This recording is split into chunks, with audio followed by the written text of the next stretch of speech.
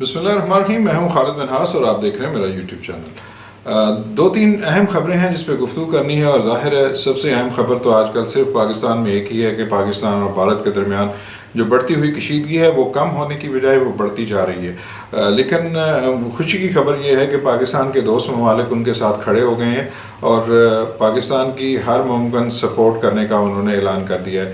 اس پہ ہم آج ضرور بات کریں گے، لیکن سب سے پہلے آپ کو جو اس وقت کی پاکستان کی امپورٹنٹ خبریں وہ آپ کو بتا دیتے ہیں.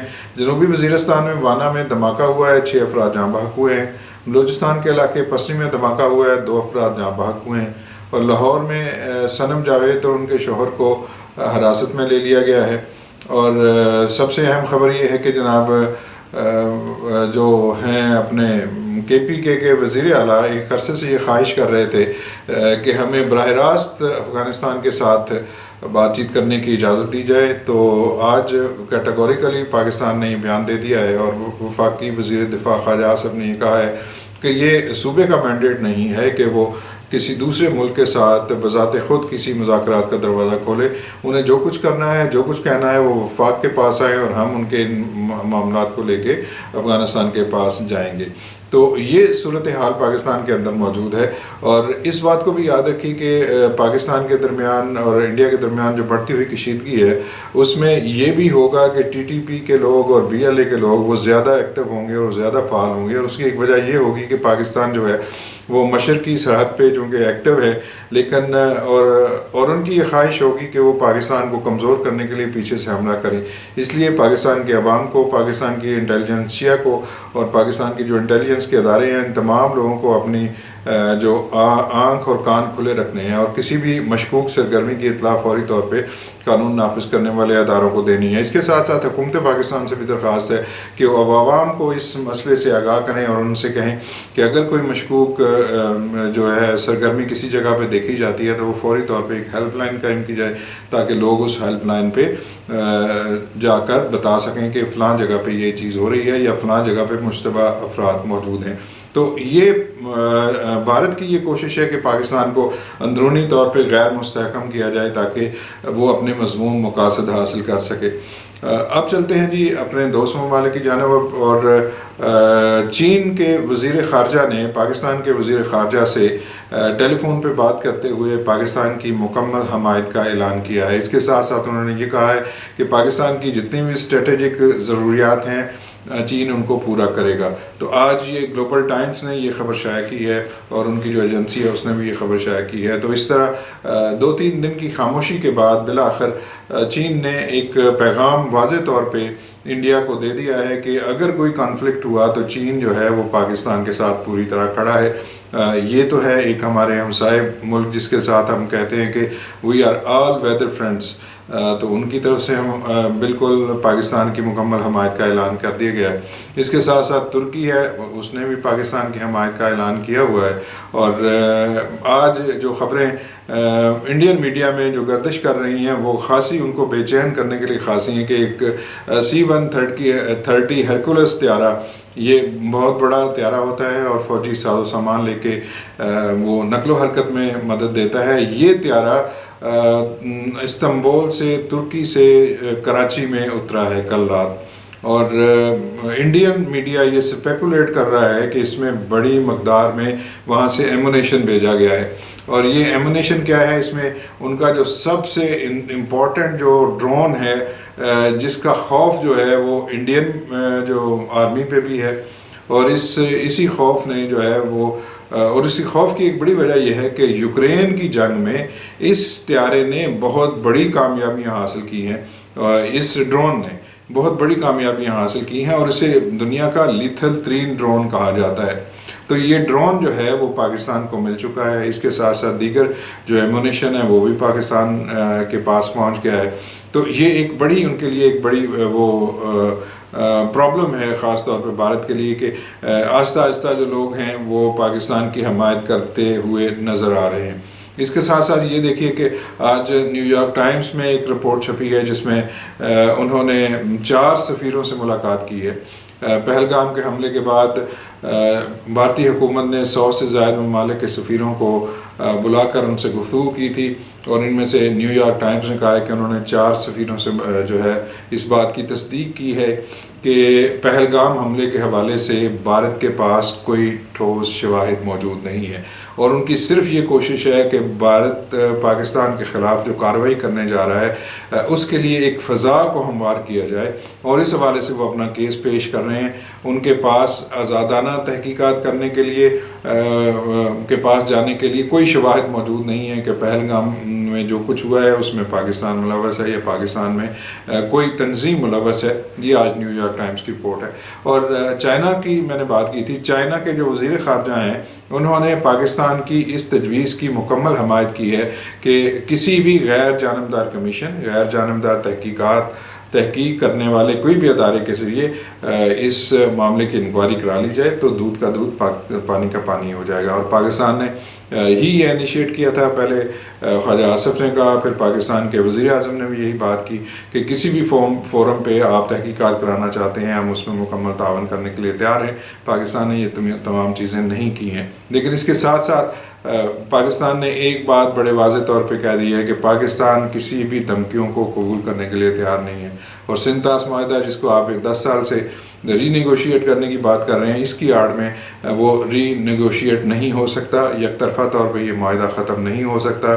اس کا گارنٹر ورلڈ بینک ہے، اور اگر کوئی آ بھی جائے کہ جناب آپ کو یہ آپ کو کھلی وہ اس پہ بدماشی پہ اتر آئیں تو پھر یہ بدماشی قبول نہیں ہوگی۔ پاکستان نے بتا دیا کہ پھر پانی پہ ضرور جنگ ہوگی، اور اگر جنگ کو بچانا ہے تو یہ جو ہے آپشن آپ کو ایک طرف رکھنا پڑے گا، اور دہشت گردی کے معاملے پہ آپ کو آگے پاکستان سے بات کرنی ہوگی۔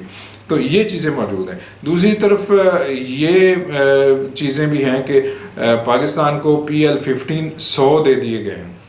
بھارتی میڈیا نے اس کی مقدار بھی بتا دی ہے، تعداد بھی بتا دی ہے، اور یہ کہا ہے کہ پاکستان کے پاس یہ انتہائی خطرناک ترین ایئر ٹو ایئر میزائل جو ہیں وہ آگے ہیں، اور یہ رافیل کا مقابلہ کرنے کے لیے آئے ہیں، اور رافیل کے مقابلے میں یہ جو میزائل ہیں وہ انتہائی خطرناک ترین سمجھے جاتے ہیں، اور یہ 200 کلومیٹر تک ہٹ کرنے کی صلاحیت رکھتے ہیں۔ پہلے پاکستان کے پاس PL-12 تھا، لیکن اس کی جو رینج تھی وہ 100 کلومیٹر تھی، لیکن PL-15 جو ایک انتہائی خطرناک ترین میزائل سمجھا جاتا ہے اس کی رینج 200 سے 300 کلومیٹر ہے، اور یہ میزائل جو چین نے ہے وہ اپنا جو ان کا اپنا اسلحہ خانہ ہے جو وہ خود استعمال کرنے کے لیے جو انہوں نے رکھے ہوئے ہیں، یہ میزائل جو ہے انہوں نے پاکستان کو دے دیے ہیں۔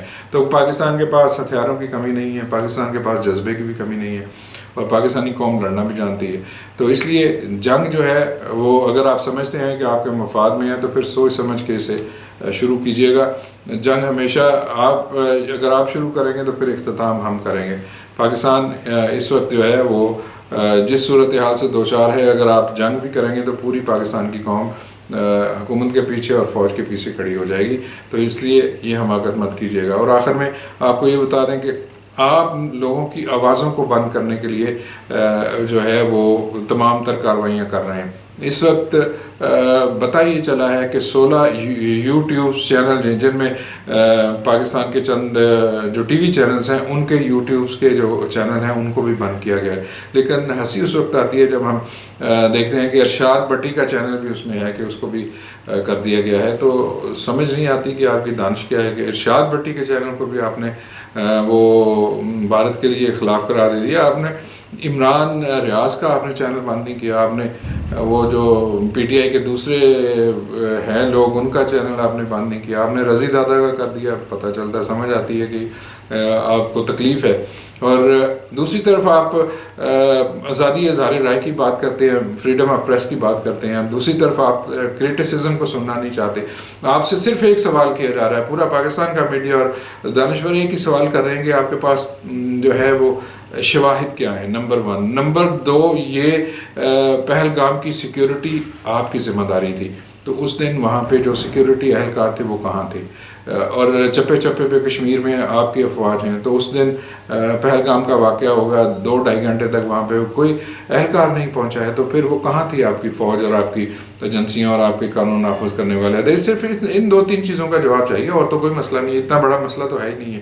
تو یہ بتا دیجئے فالس فلیگ آپریشن جس سے آپ ڈرتے ہیں وہ سارے کا سارا ہو جائے گا۔ اور مقبوضہ کشمیر سے خبر ہے کہ جناب 1500 سے زائد کشمیریوں کو پہلگام کے اس واقعے کے شبے میں گرفتار کر لیا گیا ہے. 10 سے زائد لوگ ان کو شبے کے ان کے گھروں کو شبے میں مسمار کر دیا گیا ہے, ان کے بارود لگا کے ان کے گھروں کو گرا دیا گیا ہے. کوئی قانون نام کی چیز کوئی نہیں ہے بھارت میں. ایک طرف تو آپ کہتے ہیں ہم جمہوری ملک ہیں, ایک طرف آپ کہتے ہیں انسانی حقوق ہیں, اور یہ پتہ نہیں کیا کیا بھاشن دیتے رہتے ہیں.